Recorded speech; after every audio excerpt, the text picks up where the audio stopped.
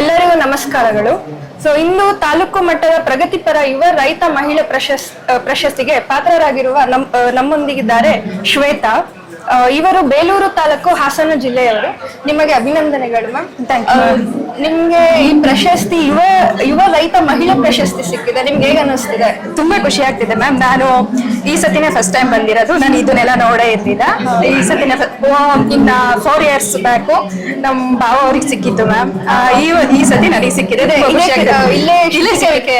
ಹೌದು ಮ್ಯಾಮ್, ಈಗ ನನಗೆ ಸಿಕ್ತಿದೆ. ತುಂಬಾ ಖುಷಿ ಆಗ್ತಿದೆ. ಇದು ನಿಮ್ ಮೊದಲನೇ ಪ್ರಶಸ್ತಿ? ಹೌದು ಮ್ಯಾಮ್, ಹೌದು. ನಿಮ್ದು ಎಷ್ಟು ಎಕರೆ ಇದೆ? 10 ಎಕರೆ ಇದೆ ಮ್ಯಾಮ್. ಟೋಟಲ್ 10 ಎಕರೆ ಇದೆ.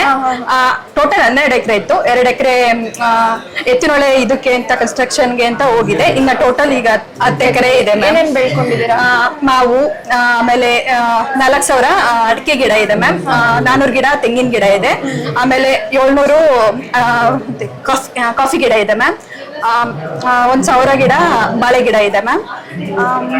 ಸುಮಾರು ಅಷ್ಟಿದೆ ಮ್ಯಾಮ್. ನೀವು ನೋಡೋದಿನ ಚಿಕ್ಕ ವಯಸ್ಸು ತರ ಕಾಣಿಸ್ತಿದ್ದೀರಾ. ಈ ಚಿಕ್ಕ ವಯಸ್ಸಲ್ಲೇ ಇಂತ ಪ್ರಶಸ್ತಿ ತಗೊಂಡಿದ್ದೀರಾ.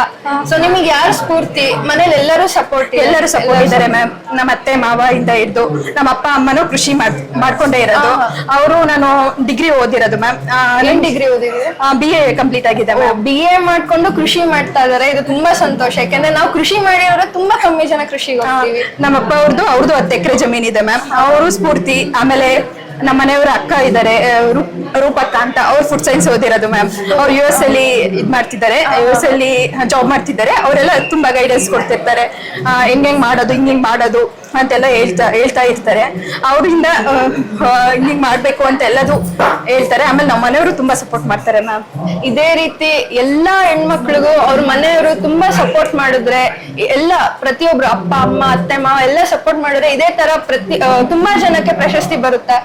ನಿಮಗ್ ಬಂದಿದೆ, ತುಂಬಾ ಖುಷಿ ಆಯ್ತು. ತುಂಬಾ ಖುಷಿ. ನೀವು ಮುಂದೆ ಇನ್ನೇನ್ ಮಾಡ್ಬೇಕು ಅಂತ ಅನ್ಕೊಂಡಿದ್ರೆ? ಕೃಷಿನಲ್ಲಿ ಏನಾದ್ರು ಆವಿಷ್ಕಾರಗಳು, ಈಗ ಹವಾಮಾನ ಚತುರ ಡಿಜಿಟಲ್ ಇರೋದು ನಮ್ ಕೃಷಿ ಮೇಳ ಥೀಮ್ ಆಗಿರೋದ್ರಿಂದ ನೀವೇನ್ ಮಾಡ್ಬೇಕು ಅನ್ಕೊಂಡಿದ್ರೆ? ಅದೇ ಮ್ಯಾಮ್, ವೆದರ್ ಎಲ್ಲ ಇಂದ್ರಿಂದ ತುಂಬಾ ಬೆಳೆಗಳು ಲಾಸ್ ಆಗುತ್ತೆ ಮ್ಯಾಮ್. ಇಲ್ಲ ಅಂತಲ್ಲ, ತುಂಬಾ ಬೆಳೆಗಳು ಲಾಸ್ ಆಗಿ ನಮ್ಗೂ ರೇಷ್ಮೆನೂ ಇದೆ ಮ್ಯಾಮ್.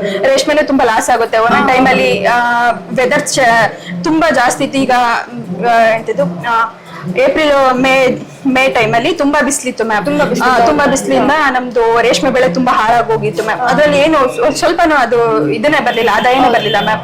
ಹಂಗಾಗಿ ಇವಾಗ ಆದಾಯನ ಬರ್ಲಿಲ್ಲ. ಆವಾಗ ಈಗ ಮಶ್ರೂಮ್ ಮಾಡ್ಬೇಕು ಅಂತ ಅನ್ಕೊಂಡಿದೀವಿ ಮ್ಯಾಮ್. ಇನ್ನು ಈಗ ಹೊಸ ಬೂಮಿಂಗ್ ಆಗಿರೋದ್ರಿಂದ ಮಾಡೋದ್ರಿಂದ ಅದೇ ನಮ್ ಕೃಷಿ ವಿಶ್ವವಿದ್ಯಾಲಯದಿಂದ ತುಂಬಾ ಇನ್ಪುಟ್ಸ್ ಕೊಡ್ತಾರೆ.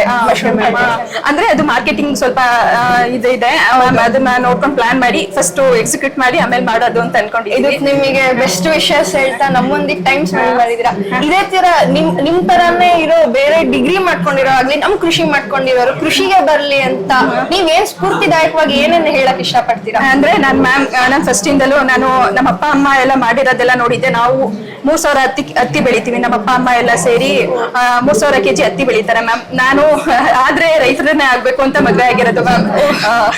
ಅಂದ್ರೆ ಯಾರು ರೈತರು ಬೇಕು, ರೈತರನ್ನೇ ಆಗ್ಬೇಕು ಅಂತ ಆಗಿರೋದು ಮ್ಯಾಮ್. ಅಂದ್ರೆ ಮುಂದೆ ನಾವು ಮಾಡೋ ಫುಡ್ನೇ, ಈಗ ನಾವು ತರಕಾರಿನೇ ಆಗ್ಬೋದು, ಎಲ್ಲದೂ ನಾವು ಮನೆ ಹತ್ರನೇ ಬೆಳ್ಕೊಂತೀವಿ ಮ್ಯಾಮ್. ಹಂಗಾಗಿ ನಾವು ಮಾಡೋ ಫುಡ್ನೇ ನಾವು ತಿನ್ಬೋದು, ನಾವು ಹೆಲ್ತಿ ಆಗಿರ್ಬೋದು. ಈಗೆಲ್ಲ ಸಿಟಿ ಹಂಗೆ ಹಿಂಗೆ ಅಂತ ಬರ್ತಾ ಹೋಗ್ತಾರೆ, ವಲಸೆ ಹೋಗ್ತಾ ಇರ್ತಾರೆ. ಈಗ ಹಂಗಾಗಿ ನಾವ್ ಮಾಡೋ ಫುಡ್ ನಾವ್ ಹೆಲ್ತಿ ಆಗಿರ್ಬೋದು ಅಂತ ಹೇಳ್ಬೋದು ಅಷ್ಟೇ. ನಾವೆಲ್ಲ ಬೆಳೆದು ನಾವ್ ತಿನ್ನೋದ್ರಲ್ಲಿ ಖುಷಿ ಅದೆಷ್ಟಿರುತ್ತಲ್ವಾ. ನಾವೇ ಬೆಳೆದಿರೋದು ತಿನ್ನೋದ್ರಲ್ಲಿ ಎಷ್ಟು ಖುಷಿ ಇರುತ್ತಲ್ವಾ. ಹಂಗಾಗಿ ಅಷ್ಟೇ. ಇದನ್ನ ನಾವೆಲ್ಲರೂ ಮನ್ಸಿಗೆ ತಗೊಂಡು ನಾವು ಕೃಷಿ ಕಡೆ ನಡೆಯೋಣ. ನಿಮ್ಮ ಅಮೂಲ್ಯವಾದ ಟೈಮ್ ನಮ್ ಜೊತೆ ಸ್ಪೆಂಡ್ ಮಾಡಿ ತುಂಬಾ ಧನ್ಯವಾದ. Once again all the best. Thank you ma'am.